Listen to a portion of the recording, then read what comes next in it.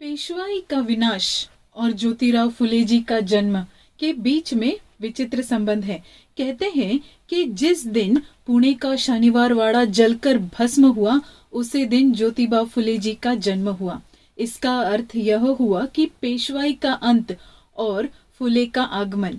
उस समय पेशवाई ब्राह्मणवादी, स्वार्थी और तानाशाही नियमों और हिंदू शास्त्र के अनुसार शूद्रों और अतिशूद्रों को पढ़ने का अधिकार नहीं था। बहुजनों के नायक व प्रसिद्ध समाज सुधारक ज्योतिबा फुले जी के जीवन की गाथा, जिसने समाज परिवर्तन की दिशा में बहुजन में सामाजिक चेतना को जागृत करने का महत्वपूर्ण कार्य किया। देश के इतिहास में शूद्रों व पिछड़ा वर्ग के उत्थान एवं कल्याण के लिए ज्योतिबा जी का नाम स्वर्ण अक्षरों में लिखा जाएगा। ज्योतिबा जी की पढ़ाई मराठी स्कूल से शुरू होती है। अंग्रेजों ने खास काम किए कि कुछ हद तक समाज के सभी लोगों को पढ़ने लिखने का अधिकार दे दिया। कुछ जगह सार्वजनिक स्कूल भी खोले गए, जिसका लाभ शूद्र समाज के कुछ लोगों को मिला। जब ज्योतिबा जी 7 साल के हुए तो उनका नाम मराठी स्कूल में लिखवा दिया गया। वे बहुत ही कुशाग्र बुद्धि के थे और पढ़ने लिखने में बहुत माहिर थे, लेकिन ब्राह्मणों को शूद्रों के बच्चों का पढ़ना लिखना फूटी आंख भाता नहीं था।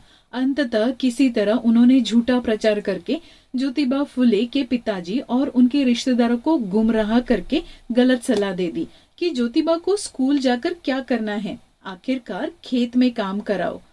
तब क्या था, उन ज्योतिबा जी के पिताजी ने, गोविंदराव जी ने ज्योतिबा जी का स्कूल जाना बंद करवा दिया। अपने पिता के घर के काम में तथा खेत खलिहान में पूरी तरह हाथ बटाते थे वे।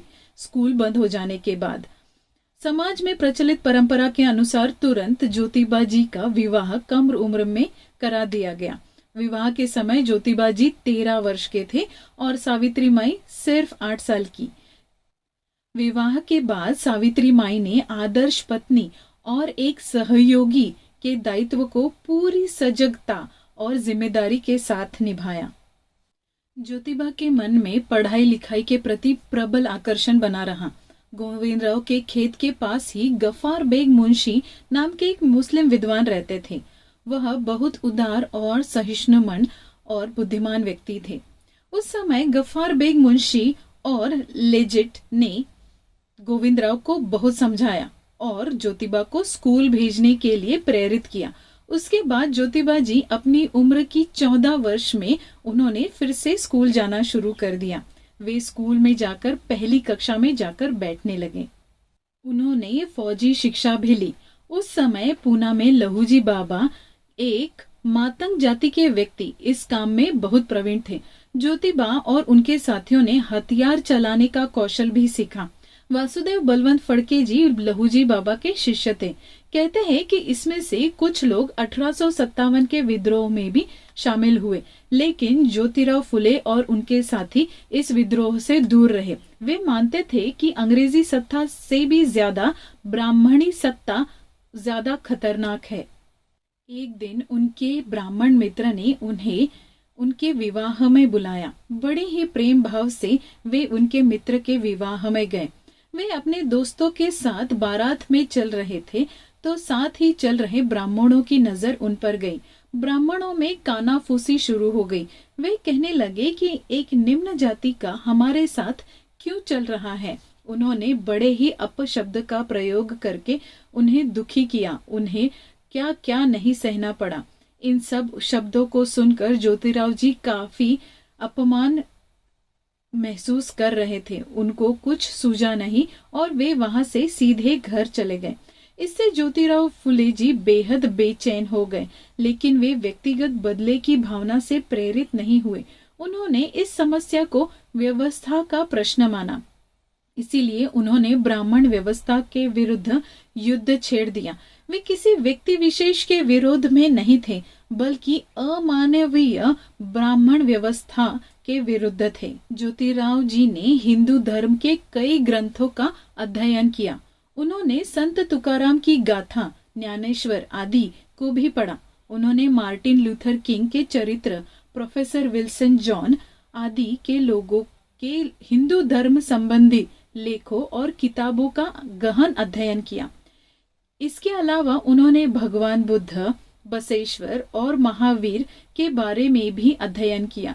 उनकी समझ में आया कि सभी समस्याओं का जड़ सिर्फ एक आर्य धर्म है, यानी ब्राह्मण धर्म है। वे भली भांति समझ गए थे कि वेद केवल भेद पैदा करने के लिए बनाए गए हैं। जब ज्योतिराव फुले ने हिंदू धर्म के ग्रंथों का अध्ययन प्रारंभ किया तो उन्होंने पश्चिमी लेखकों, चिंतकों का अंग्रेजी साहित्य और मराठी में अनुवाद साहित्य के अध्ययन का भी अवसर मिला। तब उनके जीवन में एक नई दृष्टि का संचार हुआ, उनमें एक नई चिंतन का उदय हुआ। उन्होंने मानवीय स्तर पर बहुत उत्साह और तत्परता के साथ हिंदू धर्म ग्रंथों की समीक्षा करना प्रारंभ किया। मिशन स्कूल में अध्ययन करने के दौरान उनको मानवीय अधिकार और कर्तव्य के संबंध में जानकारी हुई। उन पर विख्यात विचार और प्रवर्तक थॉमसन पेन की किताब राइट्स ऑफ मैन का गंभीर प्रभाव पड़ा।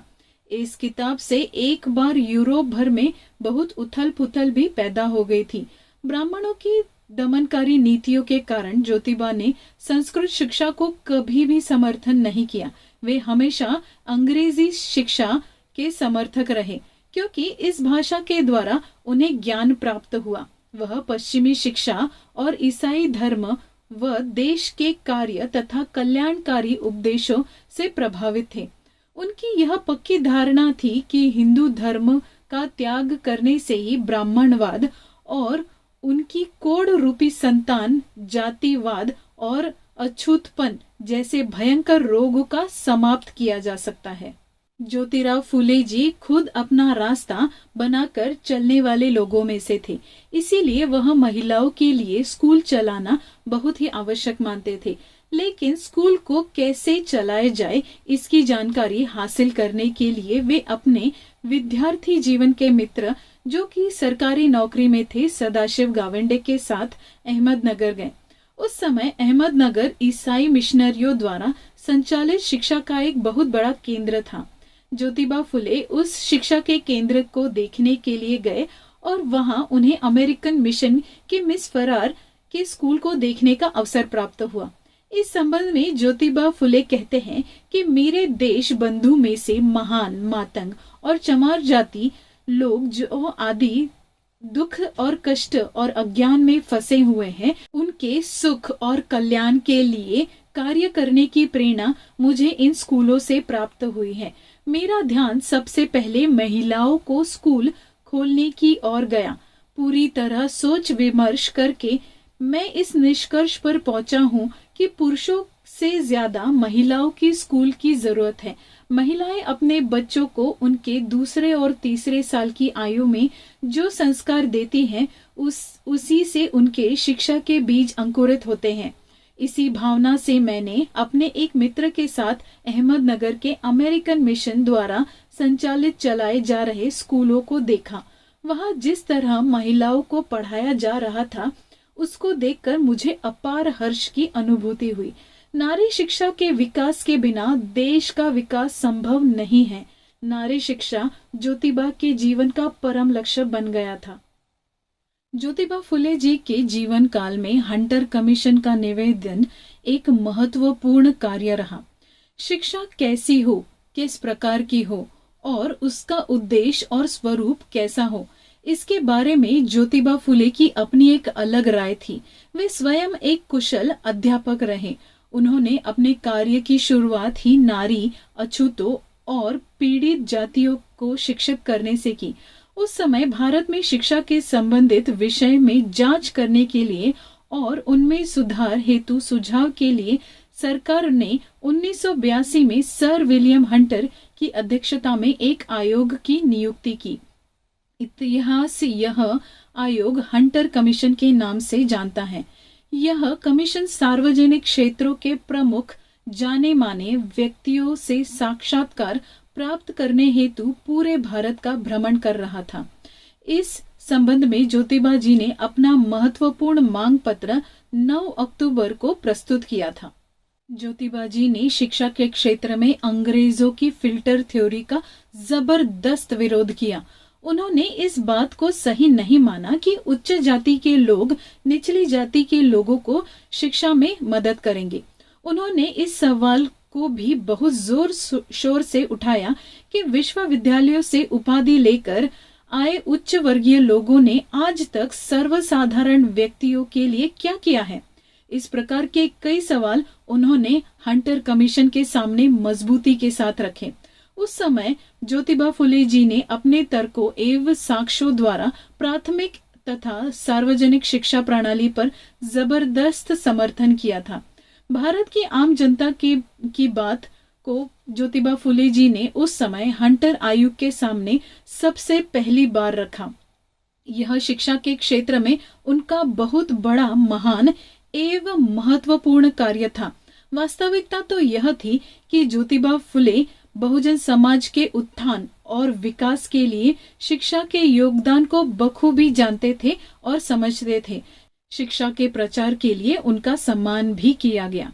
उनके कुछ और प्रमुख कार्यों में से है, उन्होंने शास्त्रों को मानने से इनकार किया, शूद्र बच्चों के लिए स्कूल खोले, मनुस्मृति को चुनौती दी, विधवा विवाह का समर्थन किया, पानी के जलाशय सबके लिए खोले, बाल हत्या प्रतिबंध गृह की सहायता की, शिवाजी महाराज की समाधि ढूंढकर सबसे पहला पोवाड़ा उन्होंने ही किया, गुलामी के विरुद्ध विद्रोह करके उन्होंने गुलामगिरी जैसे साहित्य की रचना की, बगैर ब्राह्मण के विवाह कार्य संपन्न किया, सत्य शोधक समाज की स्थापना की। बाबा साहेब जी कहते हैं, let's others go where they will, we will follow the path of Jyotiba. We may or may not take Marx with us, but we will certainly not abandon ज्योतिबा's philosophy। ज्योतिबा जयंती के उपलक्ष्य पर आप सबको बधाइयां और उनके कार्यों से हम हमेशा प्रेरणा लेते रहेंगे, ऐसी कामना। जय भीम। धन्यवाद।